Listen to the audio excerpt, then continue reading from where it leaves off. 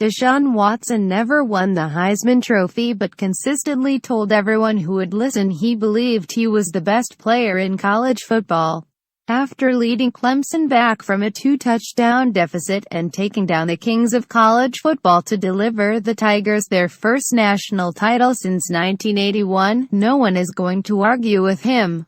Clemson beat Alabama 35-31 on Monday night in a game for the ages, and it was Watson's 420 passing yards, 43 rushing yards and 4 total touchdowns, 3 passing, that ensured the Tigers won the 2017 College Football Playoff National Championship. 1 year after putting up 478 yards on Alabama in a 5-point loss, Watson calmly led the Tigers back and wore Alabama down with a performance that will cement his legacy as one of the greatest individual players in college football history. It was Deshaun and Dabo who handed Nick Saban his first loss in a national championship game and first loss in any type of title game, SEC, BCS or CFP, since the 2008 SEC championship game.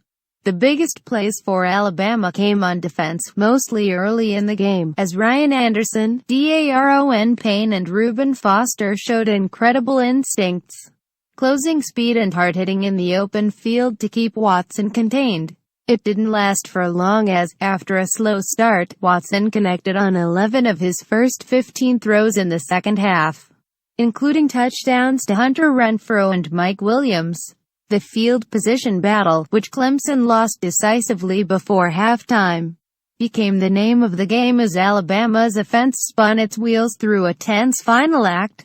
Quarterback Jalen Hurts made some bad reads, Alabama wide receivers had some bad drops, and instead of wilting as the game progressed, the Clemson defensive front only got stronger and more stout against the Tide's downhill rushing attack.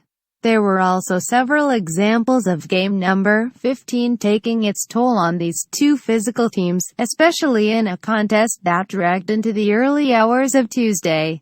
In the big picture, these minor injuries would seem less impactful, but losing Clemson defensive end Clelin Ferrell and Alabama star running back Bo Scarborough from the contest no doubt played a huge role in the outcome.